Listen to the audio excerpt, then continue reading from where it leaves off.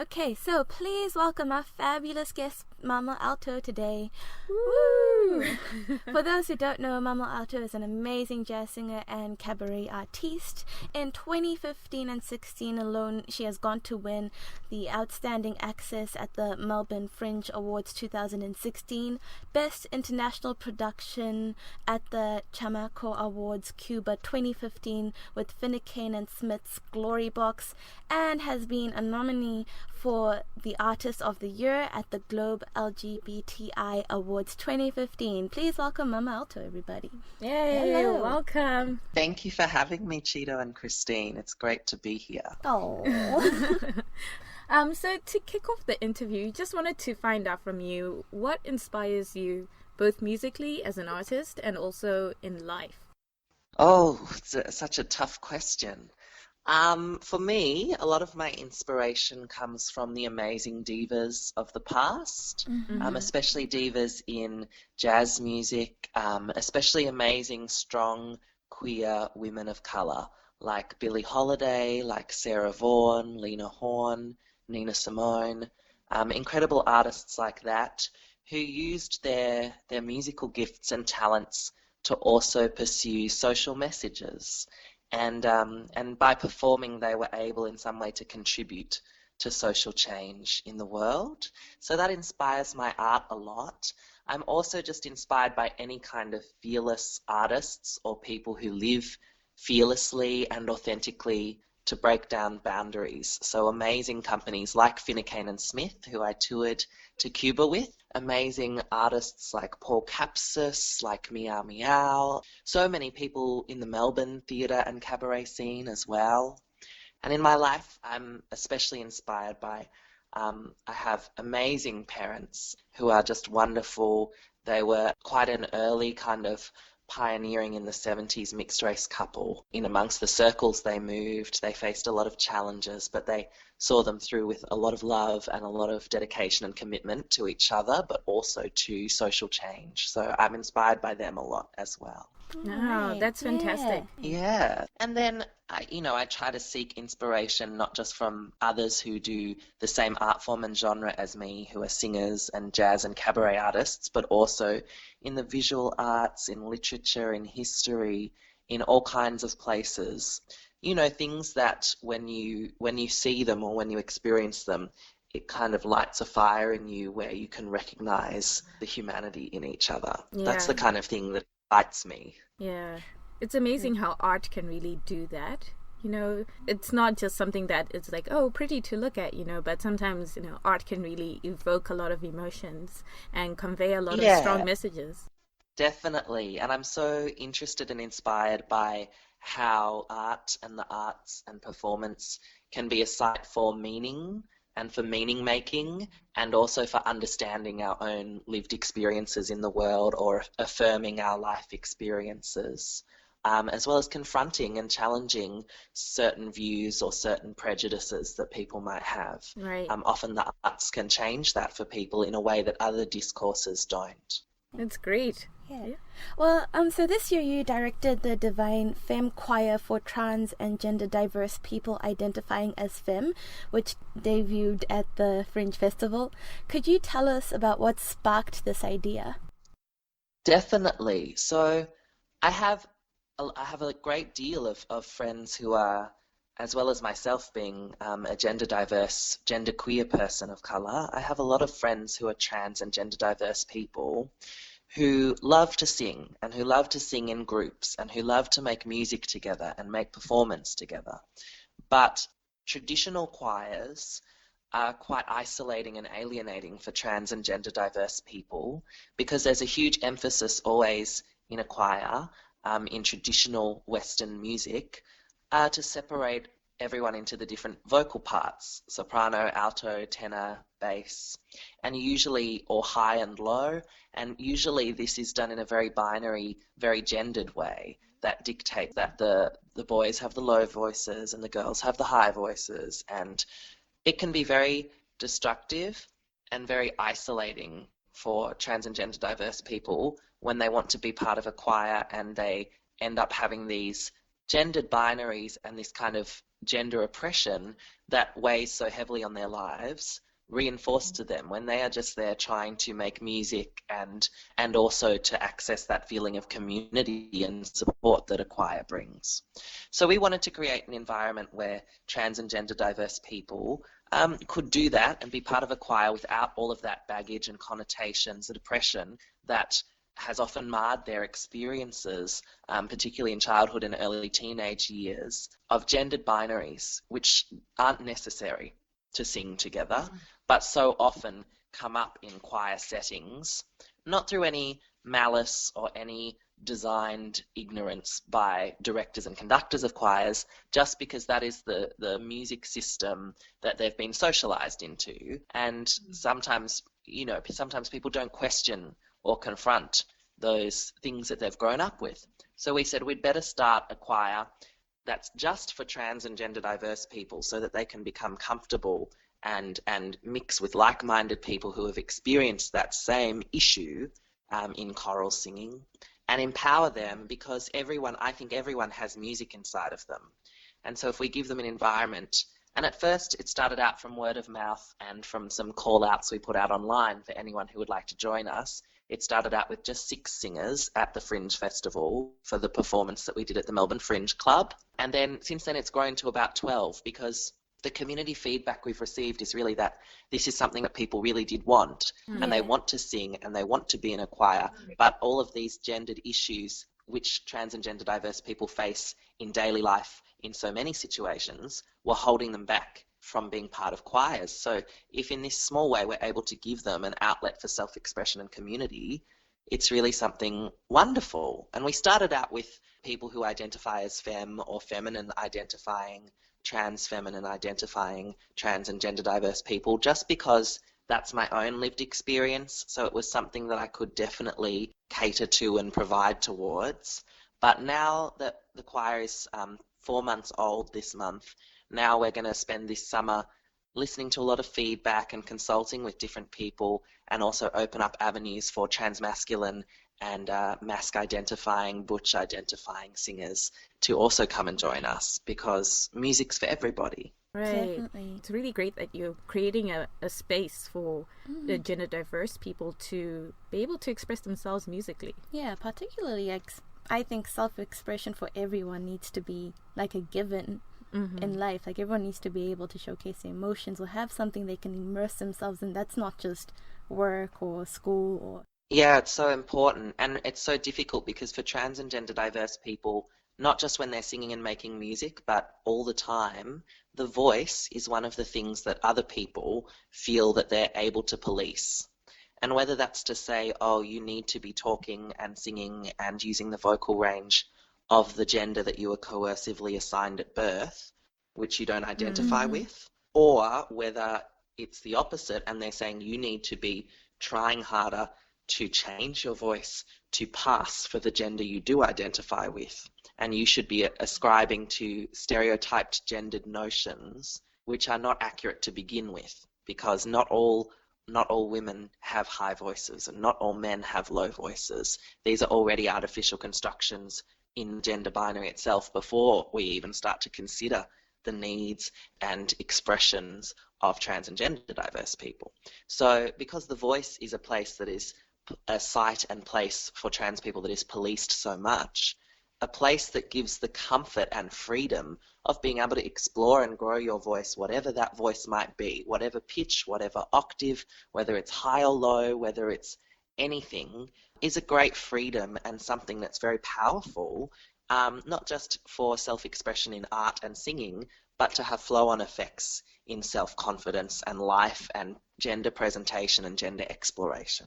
So you've been talking a little bit about some of the challenges in choral singing that gender diverse people might face, but I was wondering if you think there's been any significant progress made in mainstream media to be more LGBTQIA inclusive? I think there's been significant progress, yes, but I also think that it is definitely a double-edged sword situation, and it's a bit of a 2 steps forward, 1 step back. And that's and it's the same with other marginalized identities, including some of my own intersecting identities, like as a person of color, as well as an LGBTQIA plus person, is that it is hard to strive to demand a fair and equal and non-stereotyped representation of ourselves in the media, of our stories, of our lives, of our lived experiences, of our issues, without mainstream media responding in ways that tokenize us and further marginalize, tokenize, commodify, exploit, or fetishize us. And so it's very difficult because it's this double-edged sword where through the media in various forms, whether it's news, entertainment, television, movies, music, sports, it can be a great opportunity to reach people who might have always considered us to be different from them and to be less than human, or to be less deserving of certain rights or certain respects. It's a great way to reach them and show them that at the core of it is a shared humanity. That's what a lot of my icons and idols have done through music, through entertainment, through sports. At the same time, if it's handled incorrectly by the power groups within the media, the people who are able to produce and distribute and fund the media and entertainment, it can do the opposite and in fact further stereotype and tokenize marginalized groups and use us for purposes of entertainment and exploitation. So it's a very difficult double-edged sword because you have, for example, in LGBTQIA plus kind of circles, you've had the huge emergence as a media personality and as a go-to spokesperson for trans issues of Caitlyn Jenner. But then you've also seen how that can be exploited in mainstream media. For example, her story was very much exploited to serve at one time a Republican cause. And by displaying links between the Republican Party and Caitlyn Jenner in the media, they were able to say, oh, look, we have our token trans person, therefore the Republicans are a queer-friendly, inclusive group. When if you look at their policies, the opposite. That may or may not actually be the case. So that's what I'm talking about, it being this double-edged sword. So it's people have to try and very carefully negotiate this, and we also have to stake our claim to be content creators and controllers of our own stories, rather than just handing them over to other people. And we've seen a lot of success recently with people like Laverne Cox, with people like Janet Mock, with people in Australia, people like Josh Thomas has his own ABC2 TV show now. And we begin to become the auteurs and the scriptwriters and the producers of our own stories. And this, I think, at the moment is much more successful in live art and performing arts and theatre, and it's slowly beginning to make its way into mainstream media like television, like mainstream news outlets.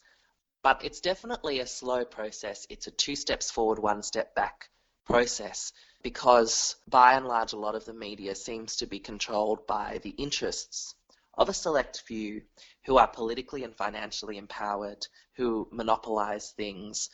You can just look at the example of News Corp and The Australian and their subsidiaries and the ways in which they've launched attacks on marriage equality, on safe schools, and trying to set us up as less than human. And so, to people who are absorbing the mainstream media, who are used to seeing representations of themselves, whether that's in whiteness, heterosexuality, cisgendered, or maleness, any kind of these dominant social groups, when they see someone from a marginalized identity or someone from the disempowered groups within society, we are taken sometimes not as an individual, but as the entirety of our race or the entirety of our sexuality or gendered group.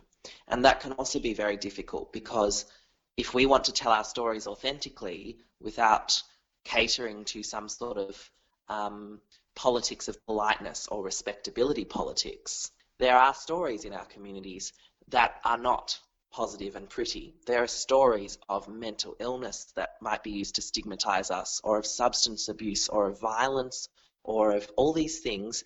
And it's very dangerous because when we want to try and tell our authentic stories and lived experiences, that can sometimes be used against us by the mainstream media and say, oh, they're all like this. And so they pick on these things that to begin with, these elements are wrongly stigmatized, because we should never pathologize, criminalize, or stigmatize these kind of behaviors to begin with. But they will be picked out as things to use a broad sweeping brush that indicts a whole group, whether that's a race or a sexuality, as a certain kind of undesirable person. So it's a very necessary thing to be included in the mainstream media, but it's also a thing that needs careful negotiation, careful considered ideas of representation shy away from exploitation. So you've mentioned about how you have intersecting identities. So what do you think queer people of colour in particular still have to overcome in order to have their voices heard?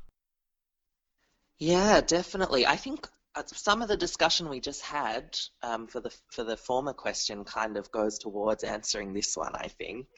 But it's very difficult because all identities happen at intersections. And there's a big push at the moment amongst social justice communities and activist communities to look at intersectionality and the ways in which each individual identity is formed at these sites of intersections between class, race, gender, different privileges and different discriminations that affect us all. For queer people of colour, like myself, it's interesting because you are in a sense marginalised from the mainstream twice over, but also you can see yourself marginalised within those communities. So even though you're a person of colour, you're a queer person of colour, and that might see you facing different challenges and different receptions from within that community as well as outside that community. And you're a queer person, an LGBTQIA plus person, but as a person of colour within that community, you might be excluded or discriminated against or fetishized or misunderstood in certain ways. And especially you can look at that kind of in internet and app culture and dating culture. There is that huge kind of stigma that a lot of gay men follow, and they've kind of encoded it as this slogan, no fats, no femmes, no Asians, for example.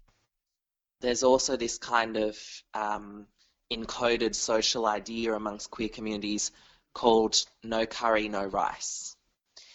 And so it's this kind of way where queer bodies of colour are taken to be a less authentic type of queerness, and also typecast as queer bodies that are less desirable. When at the same time, the gay mainstream, which sometimes we call the gay stream,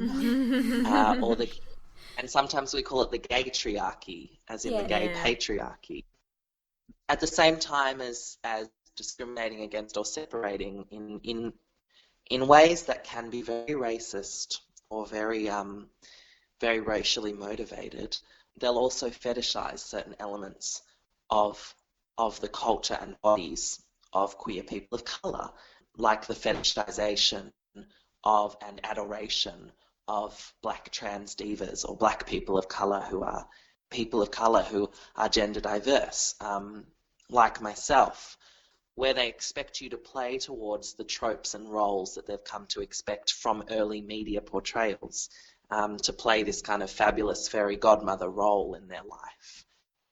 So it's very difficult because the challenge is there, and this is not all gay people or all queer people creating these challenges. It's just one small part of a larger community. But it does mean that at the intersection of queerness and colour, there are so many issues that we have to face, because we're up against not just cis-normativity and heteronormativity and homophobia and transphobia, but also up against a kind of white supremacist thread that's very common in Australian culture and American culture, and we're seeing more and more of it in the rise of political figures like Pauline Hanson, yeah. like Donald Donald Trump. Trump and Mike Pence, like Scott Morrison and Peter Dutton. But what is alarming is that we can see these threads of white supremacy and white nationalism on both sides of the two-party politics systems in America and Australia. And that's one of the most alarming things. So we're existing at this time where we are beginning to fully realise and talk about and empower our intersections at the very same time where it is becoming more and more dangerous to be at those intersections.